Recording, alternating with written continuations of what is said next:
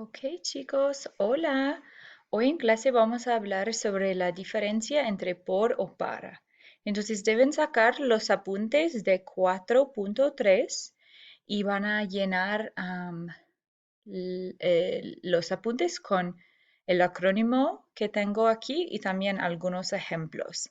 Si tienes que escribir en cualquier momento, puedes parar el video. You can pause the video. Entonces, voy a empezar con el acrónimo para aprender por. Since por and para are so similar and they sometimes look like they could be exchanged, used interchangeably, this acronym is to help us distinguish when to use por versus when to use para, because they both mean for, but they also have other translations. So, first, our acronym for por is attracted.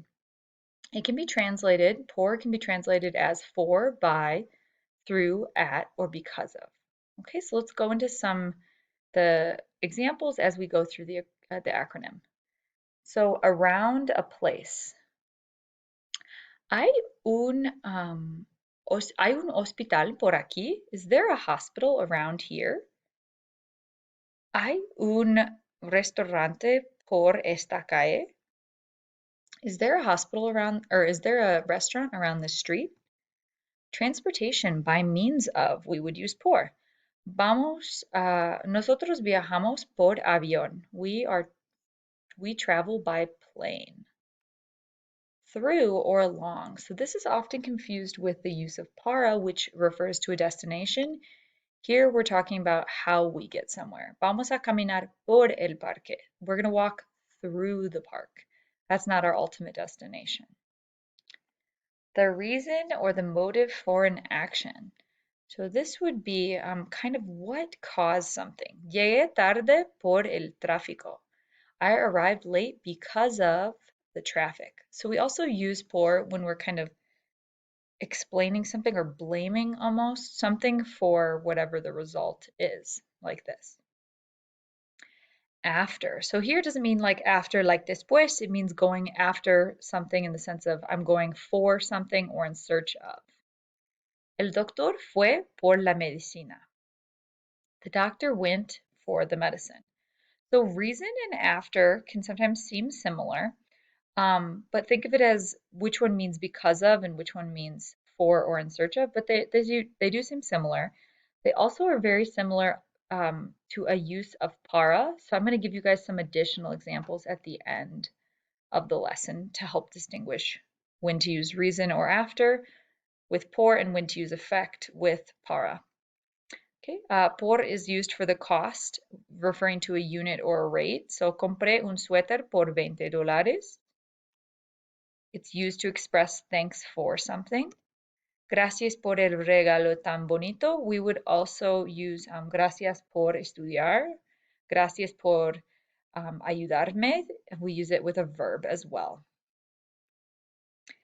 Next, for the E, we actually have two letters, two uses of E. We can use it to express exchange, or we can also use it with a bunch of different expressions. There's a bunch of expressions that require por and not para. So an example of an exchange would be quiero cambiar esto por eso. I want to change this for that. Okay. E, duration. During or for or in a certain amount of time, we'll use por. Estudia español por 2 horas. Nosotros vivimos en España por 8 años. This is one where a lot of people want to say para, but any type of duration of time will always be por. Okay, let's go over quickly the concept of agent or passive voice. So I didn't include this in the acronym because we actually don't want to use passive voice in English or in Spanish.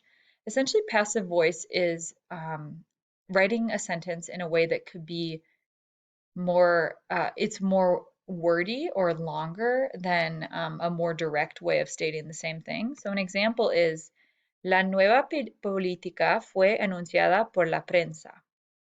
The new politician was announced by the press.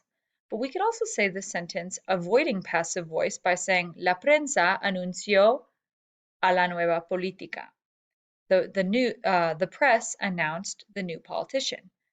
But if passive voice is being used, por would be the choice between por and para that we would probably want to use. Okay, expresiones con por. So like I mentioned before, there's a bunch of expressions with por, and they'll never be para. It's just kind of the way these phrases are. You guys probably know a lot of these already because they were on previous vocab lists or you've heard them used. So go ahead and pause the video and see how many you can remember or fill out, and then we'll go over them pretty quickly. Ok, quiero repasar las expresiones con por. Por ahora, for now or for the time being. Por allí o por aquí, around there or around here. Por casualidad, by chance, or it can also mean by accident. Por ciento, percentage. So this is like recibí un 98% en mi examen. So percentage out of 100. Por cierto means of course or by the way. Por Dios, ay, por Dios, tengo tanta tarea este fin de semana. For heaven's sake, or it can also mean like, oh God. People use it to kind of express that in Spanish. Por ejemplo, for example. Por eso, therefore, or for that reason. Por favor means please. Por fin, finally. Y por lo general, in general. Okay, tenemos algunos más. Próximo, por lo menos, means at least. For example, ustedes tienen que escribir por lo menos 10 frases en el párrafo. Por lo tanto, therefore. Por lo visto, apparently. And then we have por más que or por mucho que. This means no matter how much, or it can also mean no matter how many. Por otro lado o por otra parte. This translates to kind of the concept of like on the other side or on the other hand. Por primera vez, for the first time. And we could also replace primera with other numerals like tercera, cuarta, any number. For the third time, for the fourth time. ¿Por qué? Why? Por si acaso, just in case. Por supuesto, of course. Y por todas partes. And also people say por todos lados to mean wherever. Or sorry, to mean everywhere. Okay, so these are ones that none of them are ever going to be like para si acaso. Para que does exist, but that means something else. Okay? All right, let's go over the acronym to remember the uses of para. Es perfecto. A way to remember which one to use with which is you would say, este es perfecto para mí, and you would use para, so that's a way to remember that you would use perfecto with para. And para has two main translations, for and in order to. So there's a few less ways to translate para, which is good. Okay, so first, the purpose or the use for something. So voy a usar el libro para estudiar. I'm going to use the book for studying or in order to study. You guys would also use this with like other items. Necesito las tijeras para cortar el papel. An effect or goal. So this is one that people kind of struggle with. So I have some other examples. Estudio para recibir buenas notas. I study in order to receive good grades. The reason this confuses people, because in English we say, I study to receive good grades. So we don't really always include the in order to part. So if you're kind of stuck between using por and para, I would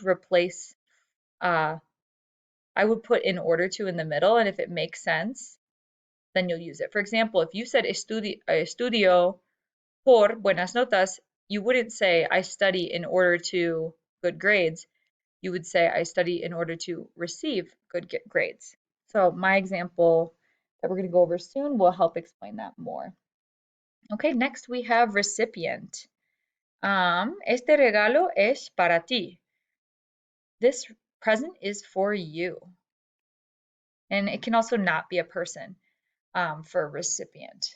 Future date. So this is if something is due by, for, and if you're actually saying due, tengo que terminar la tarea para lunes. I have to finish the homework for Monday or due Monday. Employment. So this is saying like who you work for. Trabajo para la oficina de correos.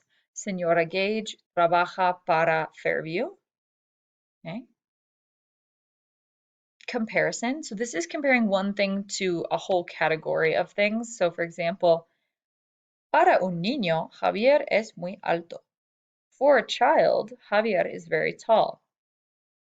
Obviously, there are other ways to compare things that you guys have learned previously as well. T, toward a place, and this is referring to the destination. So, voy para el parque, now, when used with para, is going to mean I'm going to the park instead of through the park. Y finalmente, opinión. Para mí, la escuela es muy importante. Para Lorena, mirar fútbol es muy importante. Okay, you guys learned that pretty early on in Spanish. Okay, so we will go over all these more in depth next week and we'll practice with all the different ones. But in the meantime, I just want to focus on a specific one that people always struggle with. So with por and para, we have kind of the going after something or the reason for doing something versus like the effect concept. So these are two sentences about going to the supermarket that are really, really similar. And the main distinction is whether we have a noun or a verb in the sentence, actually. Fui al supermercado por leche. So if I go, so this translates to I went to the supermarket for milk. So what am I going after or what am I in search of? Milk. What is the reason why I'm going to the supermarket? Milk. So if a noun follows, you usually will use por. And in the same sentence, fui al supermercado para comprar leche, if what follows is a verb, you'll usually use para.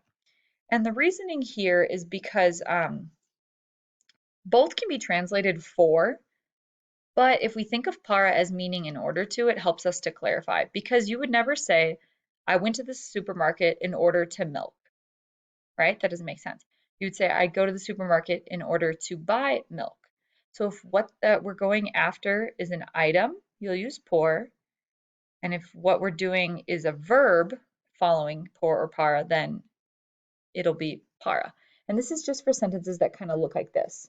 Another example that I use a lot as a teacher is necesito un voluntario por número 5.